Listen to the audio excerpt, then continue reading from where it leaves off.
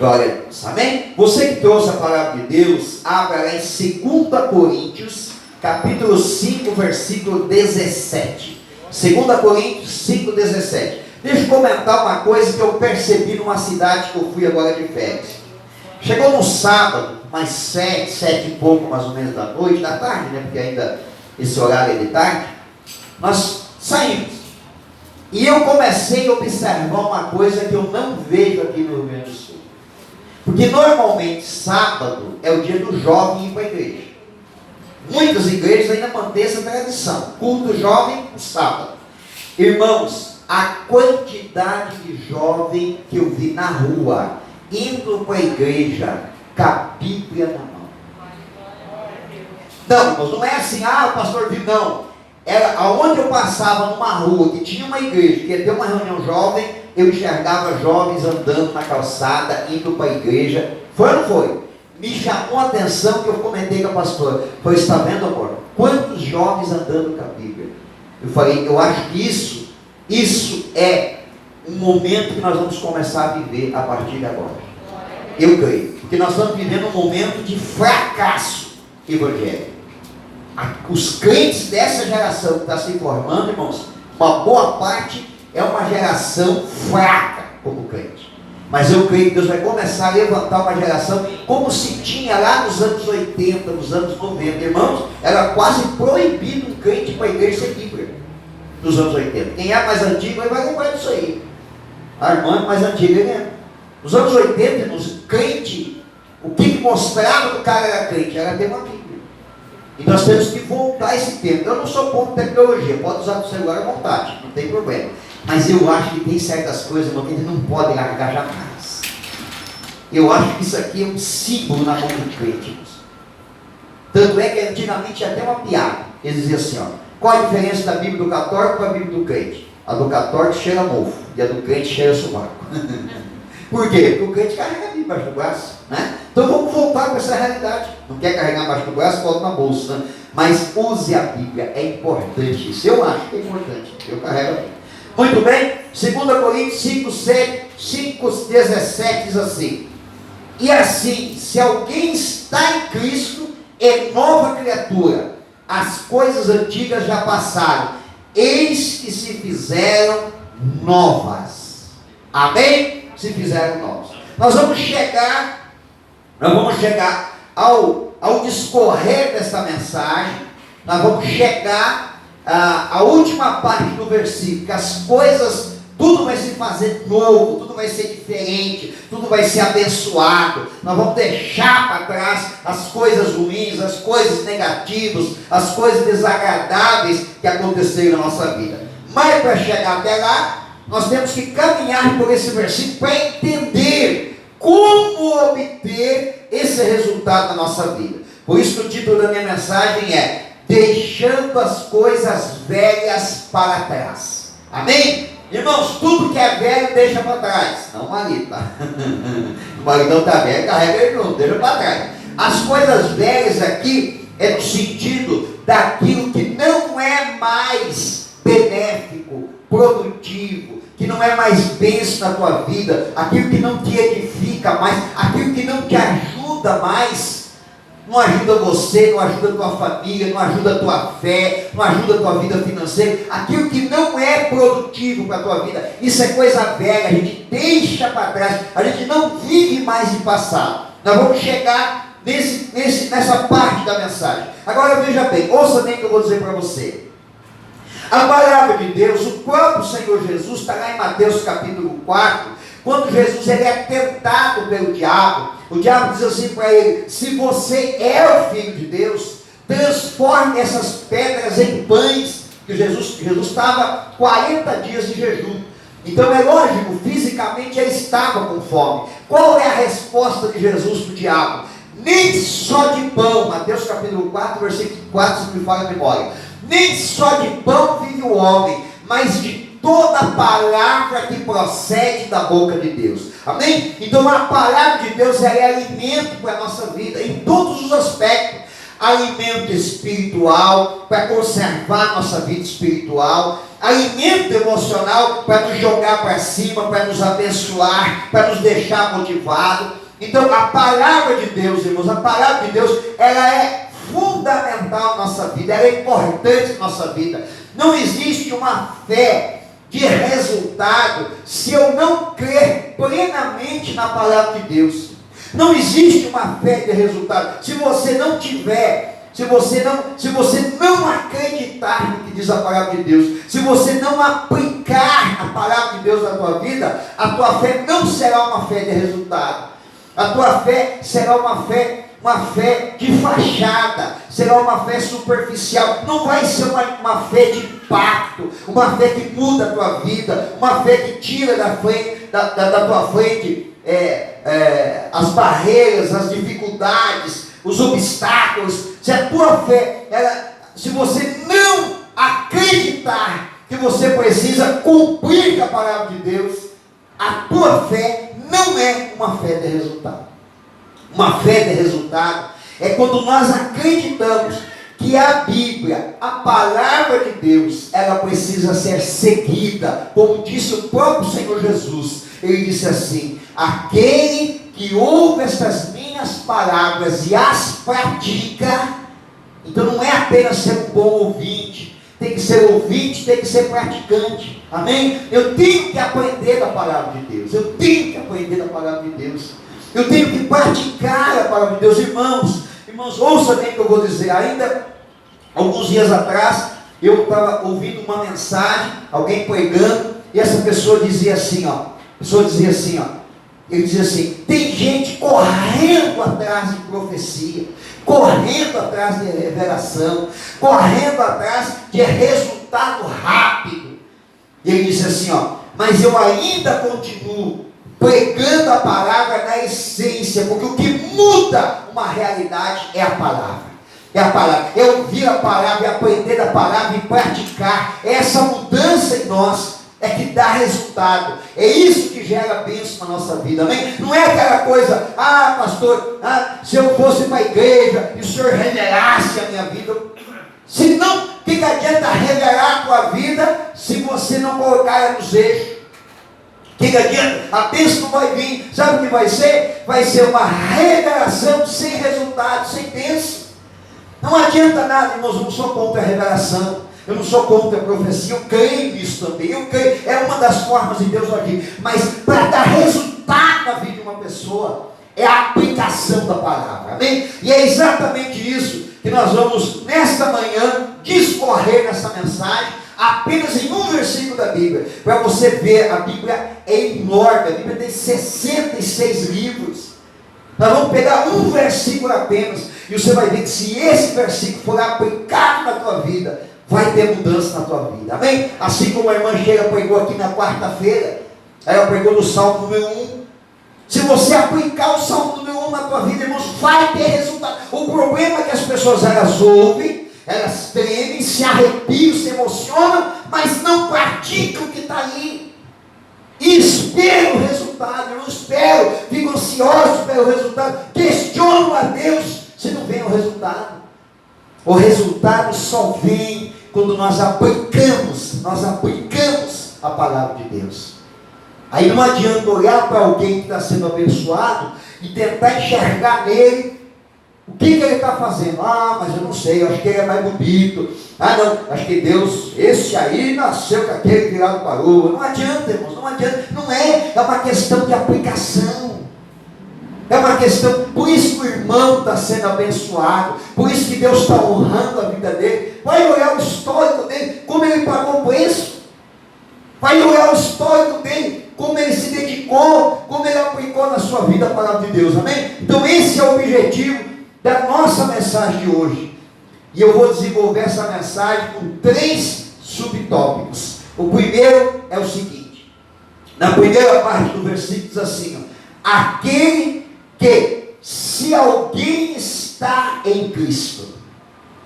Então o primeiro tópico é o seguinte: estar em Cristo. É a primeira coisa da nossa vida, irmãos, é estar em Cristo. E como que eu posso estar em Cristo? Só existe um jeito de estar em Cristo: eu aceitar, eu receber e eu confessar Jesus. Essas três coisas precisam existir na minha vida. Então vamos lá, a cada uma delas. Vamos entender cada uma delas. Primeiro, Romanos 10, 9. Olha só o que a Bíblia diz. Se com a tua boca confessares ao Senhor Jesus, e em teu coração creres que Deus o ressuscitou dentre os mortos, será salvo. Amém? Irmão, se eu não confessar Jesus na minha vida, se eu não declarar que a minha vida pertence a Ele, que Ele faz parte da minha vida, eu nunca vou romper. Eu nunca vou viver esse novo de Deus. Se eu ficar ali camuflado, escondido, não quero mostrar para ninguém. Não, irmãos, a gente tem que mostrar para as pessoas. Ah, pastor, mas eu não quero mostrar para ninguém que eu sou crente, que eu vou na igreja, senão vão apontar o dedo para mim, vão me mostrar, vão dizer, mas ele é pecador, mas ele faz isso errado. Irmão, esse é o objetivo. Esse é o objetivo. Deixa o mundo apontar para você o que está errado, para você corrigir a tua vida, para você mudar a tua vida. Mas então para isso é importante confessar que você está entregando a tua vida para Jesus. Veja outro versículo, João 1,12. Mas a todos quanto receberam, deu-lhes o poder de serem feitos filhos de Deus, aos que creem no seu nome. A gente fala muito aqui, né? O irmão não quer aceitar Jesus, o irmão não quer receber Jesus. Muita gente não entende. Não entende que isso é importante. Você precisa receber Jesus da tua vida. Abrir teu coração e receber, irmão. Jesus, Ele vai tocar, Ele toca na vida de todo mundo. Ele toca, Ele faz a parte dele. Mas entrar na tua vida, Ele só vai entrar se você o receber. Eu já testemunhei aqui muitas vezes já, no dia que eu aceitei Jesus na minha vida. Um dia à noite, um testemunho, eu fiz uma oração anônima no meio de uma multidão, mas levantei a minha mão e disse, hoje eu recebo Jesus na minha vida como Senhor e Salvador da minha alma. A partir daquele dia a minha vida mudou. No primeiro batismo que teve, eu confessei Jesus publicamente. Confessei que eu tinha recebido Ele na minha vida. Então são coisas importantes, aceitar, confessar e receber Jesus. Deixa eu ler mais um versículo, Gálatas 2:20. Já estou crucificado com Cristo, e vivo, não mais eu, mas Cristo vive em mim. E a vida que agora vivo na carne, vivo pela fé do Filho de Deus, o qual me amou e se entregou a si mesmo por mim. Amém? O que o escritor de Gálatas, o apóstolo Paulo, ele está dizendo? Ele está dizendo, eu já não vivo mais. Por quê? Porque agora Cristo vive em mim. Isso é uma coisa importante, não aceitar Jesus. Não é um aceitar Jesus de boca para fora. Não é um aceitar Jesus apenas diante das pessoas, para todo mundo dizer assim, olha, ele recebeu Jesus, ele foi lá para frente, ele fez oração de aceitamento, ele aceitou Jesus na sua vida. Não, é deixar Jesus entrar e começar a mudar. E eu digo para você, irmão, ele entra e faz mudança. Ele faz. Não existe um crente que recebeu Jesus, que não haja mudança na vida dele. A mudança vem de dentro para fora. Jesus começa a mudar. O camarada começa a olhar e diz assim, não, isso aqui não serve mais para mim. Não é uma lista de coisas que a igreja proíbe. O mundo diz isso. Você está indo naquela igreja, eles vão proibir você de um monte de coisa. Não é. É que Jesus entra dentro de nós e tudo que não presta, Ele tira. Ele arranca de nós. Mas eu tenho que deixar. Por isso que o apóstolo Paulo diz, já não vivo eu, mas Cristo vive em mim. Ele está me limpando, Ele está tirando da minha vida. Agora tem gente que não, Jesus está limpando, mas ele fica ali, ele fica insistindo, ele não quer ser limpo. Jesus é educado, irmãos. Se não tem espaço na tua vida, Ele não vai ficar. Ele não vai ficar. Se na tua vida não tem espaço para Ele, irmão, desculpa, mas Ele não vai ficar. Não vai ficar, não é de fazer carinha de gatinho do xereque, com aquele olhinho de coitadinho. Ai, Senhor, eu sou tão falho. Jesus vai dizer, meu filho, se não tiver espaço para mim dentro de você, eu não posso ficar. Eu não posso habitar. Jesus não vai habitar um lugar que não dê espaço para Ele. Já viu que tem gente que tem dificuldade de arrumar um espaço na sua agenda para Jesus? Ou para as coisas de Deus? Ah, pastor, está difícil arrumar uma vaga na agenda aqui para mim participar desse evento da igreja. Sabe por quê? Você não está dando espaço na tua vida para Jesus. É Jesus que está gerando, produzindo isso na tua vida. Irmãos, o que eu vou falar aqui, eu não sou bom. Eu já fui até praticante. Hoje não sou mais, porque a gurizada aqui são muito ruim de bola. Então eu nem vou jogar com eles, porque não adianta. Eu não jogo com time ruim. Eu já joguei bola. Até como pastor mesmo. Mas existem tempos na nossa vida. Existem situações na nossa vida. E existem cenários na nossa vida. Que às vezes não dá espaço para Jesus. Quando eu decidi voltar para Jesus de verdade, sabe qual foi a primeira coisa que Jesus tirou do meu caminho? O jogo de futebol. Por quê? Por quê? Sabe por quê, irmãos? Porque todo jogo, todo dia que nós jogávamos futebol, ao final do jogo de futebol, bebida. Jesus estava me libertando novamente da dependência do álcool. Você acha que ele queria eu num ambiente onde houvesse álcool? Jesus disse assim, ó, eu vou te tirar desse ambiente, porque senão não vai ter espaço para mim. Quando você estiver lá naquele jogo de futebol, não vai ter espaço para mim, não vai ser o jardim crente, vai ser o jardim mundano. Então não tem espaço para mim, né? Eu não estou dizendo que isso é uma regra para todo mundo, tá? Eu não estou dizendo para você abandonar o futebol. Eu estou dando um exemplo do que aconteceu. Jesus entrou na minha vida, a primeira coisa que ele tirou foi isso. Ele me afastou daquele mundo de pecado. Por quê? Porque ele queria espaço na minha vida. Ele queria espaço na minha vida. Ele sabia que na sexta-feira era o dia do futebol. Como é que o Jadir vai para a igreja se ele está no futebol? Como é que Jesus ia fazer uma obra na minha vida se não tivesse espaço? Então a primeira coisa que ele fez, irmão, se eu insistisse, eu voltava para o futebol. Mas eu entendi. No primeiro sinal que Deus me deu, eu entendi. Eu falei, não, meu lugar não é aqui. Meu lugar é na igreja. Amém? Vamos lá. Segundo tópico. Primeiro é estar em Cristo, aceitar Jesus, receber Jesus e confessar Ele. Segundo, está lá na parte do versículo, diz assim, ó, nova criatura é ser uma nova criatura. Ser uma nova criatura. Você está vendo que ele não usa o termo, filho de Deus? Nova criatura. Por quê, irmãos? Porque nós somos uma criatura de Deus. Nós somos criados por Deus. Então nós somos uma criatura de Deus. Agora eu posso mudar o estágio da minha vida. Eu posso deixar de ser uma criatura e passar a ser um filho de Deus.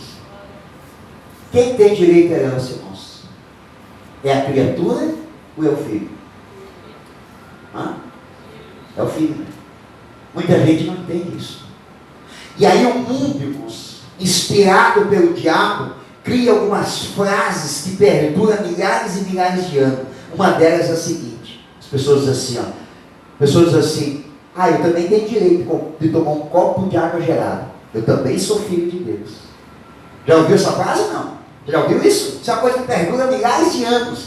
O diabo embutiu isso no coração das pessoas, para que a pessoa sempre se ache filho de Deus, mas na verdade não, eu sou criatura de Deus, eu fui criado por Deus, mas eu tenho a oportunidade de me tornar filho de Deus. Como?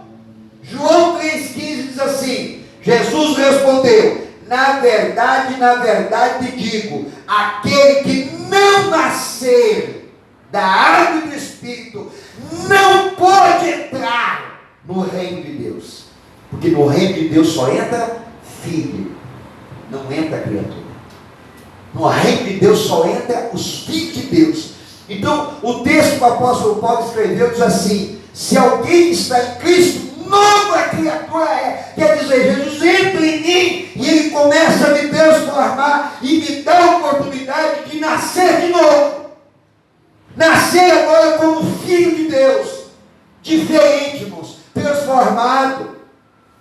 O mundo diz lá fora assim, ó, está indo naquela igreja, eles vão fazer uma lavagem cerebral em você. É verdade, irmãos, fazem mesmo.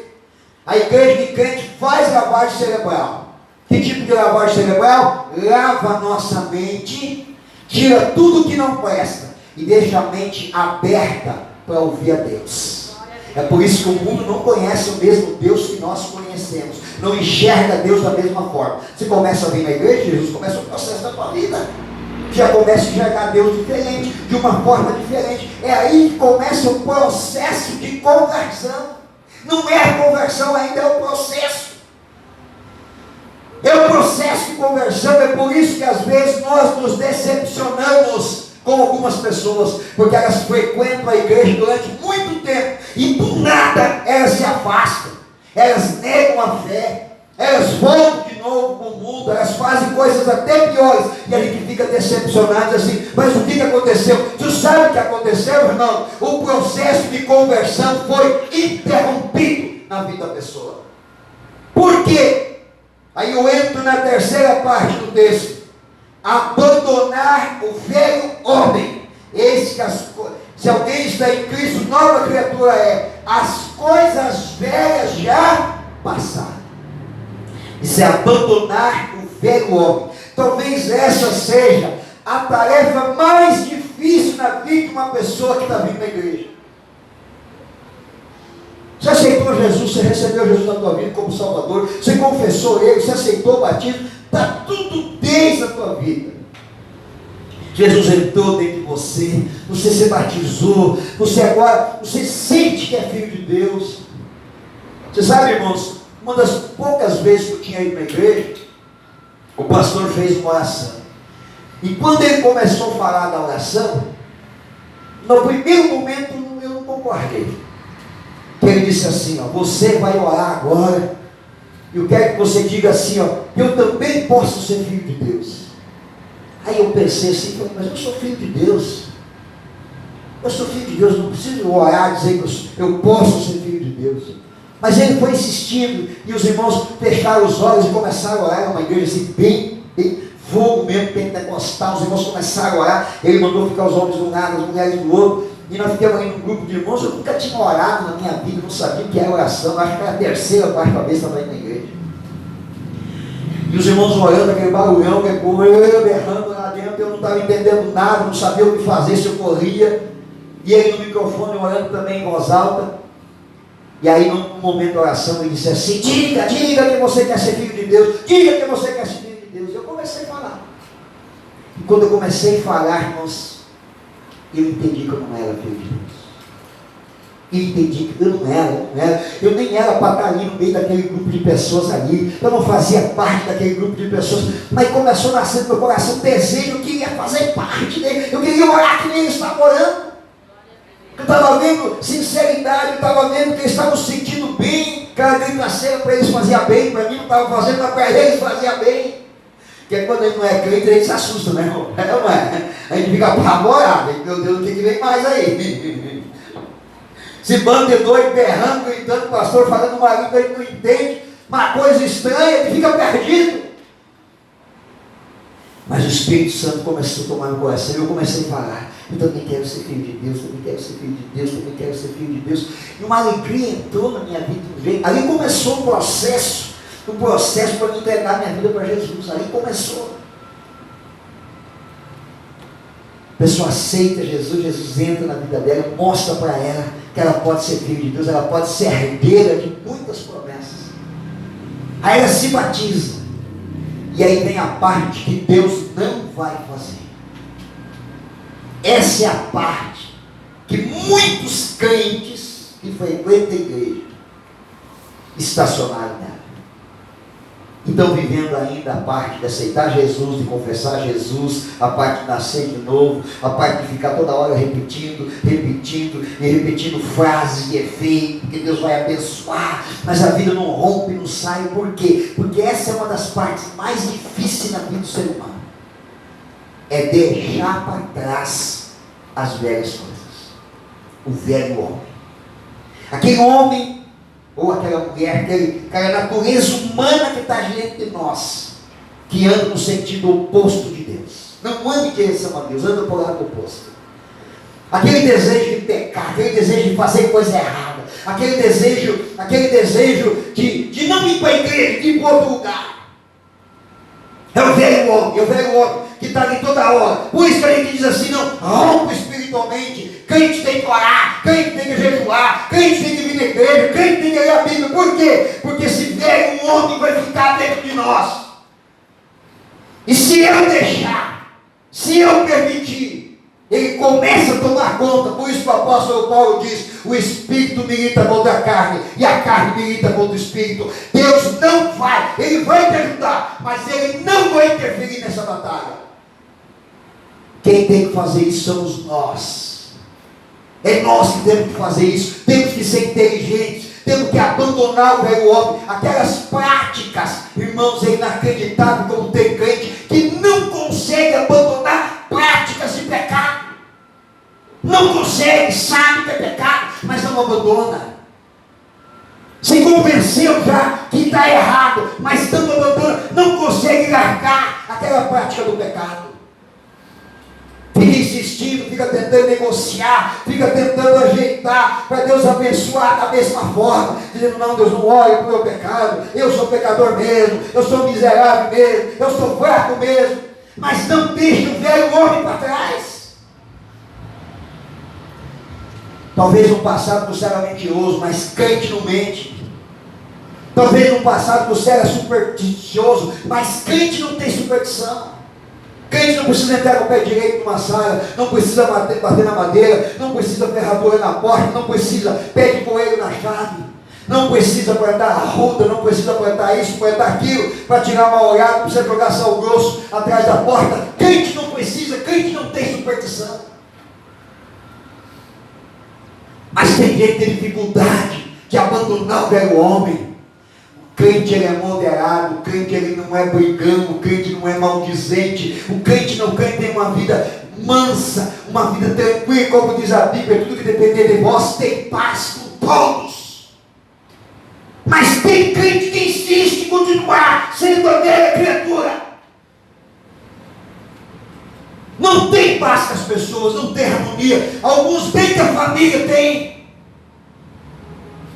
Continua sendo velho homem, adulterava, continua adulterando, fornicava, continua fornicando,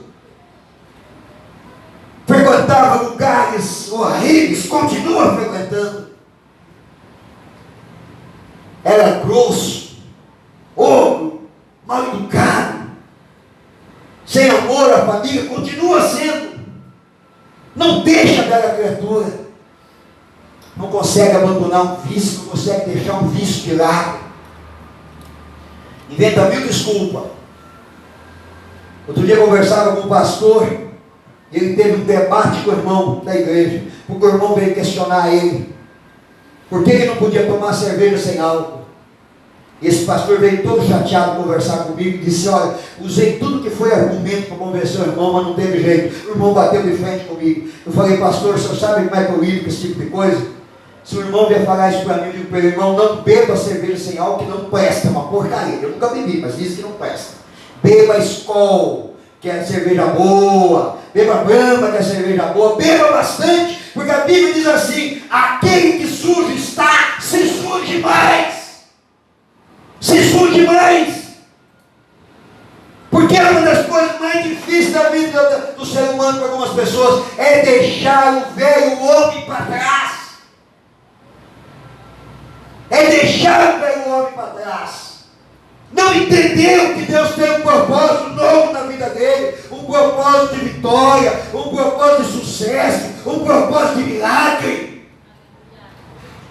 Eu comentava agora há pouco, que a irmã chega no escritório, e domingo passado eu mencionei aqui.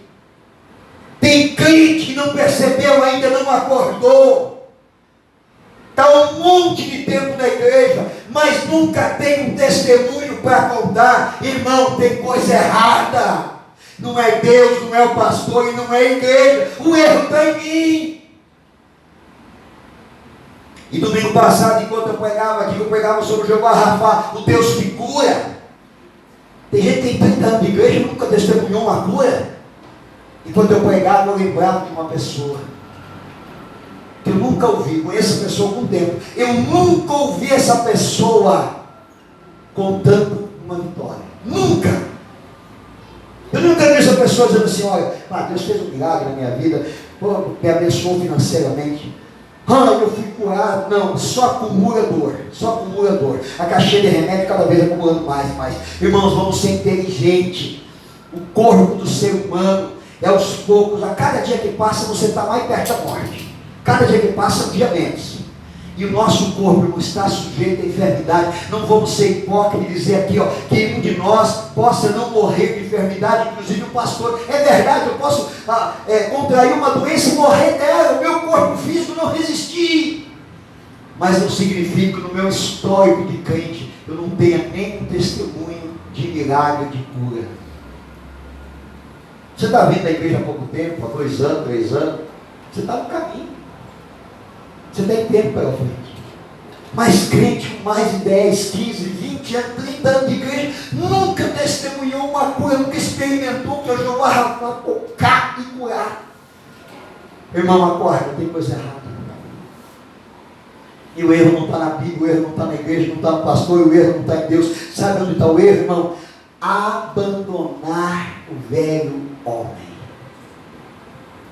Nós não somos mais os mesmos que éramos antes de Jesus entrar na nossa vida.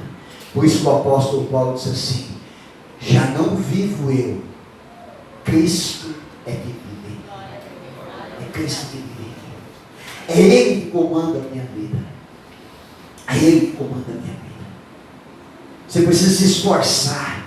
Sabe como é que se chama isso, irmãos? É isso que se chama conversão. Pedro andou com Jesus 3 anos e meio. Quando já fazia quase 3 anos e meio, estava perto de Jesus ir para a cruz, Jesus olhou para Pedro e disse assim: quando se converteres, cuida dos teus irmãos. Para o impacto. Foi impacto para Pedro. Aquilo fez Pedro refletir. Pedro disse assim: quando me converter, mas Senhor, eu já me converti. Jesus disse: não, você já me aceitou, você já me confessou, você já me recebeu, você já nasceu de novo. Agora falta você mudar completamente a direção da tua vida. Essa é a mensagem, o recado de Deus para mim e para você nesta manhã. Vamos mudar a direção da nossa vida. Se por algum momento a tua vida começou a te direcionar em direção ao mundo de novo, irmão, traz de volta, te converte, muda a direção da tua vida, volta para a presença de Deus. Se o diabo conseguiu te enganar por um instante, soprou no teu ouvido dizendo assim: olha, não adianta fazer isso, não adianta fazer aquilo, olha, é melhor viver no mundo, é melhor fazer aquilo, volta para o caminho. Volta para o caminho de novo. Volta para o caminho da onde Jesus te chamou. Por quê? Aí eu encerro a mensagem. Tudo na nossa vida, tudo diante de Deus, sempre tem uma recompensa. Qual é a recompensa? Tudo se faz novo. Tudo se faz novo. As coisas vão mudar. As coisas vão mudar. As coisas vão ser transformadas. As coisas vão ser transformadas. Se você voltar novamente para o caminho, as coisas serão transformadas na tua vida em nome de Jesus. Amém? Se coloque em pé para mim orar por você nessa manhã. Feche teus olhos.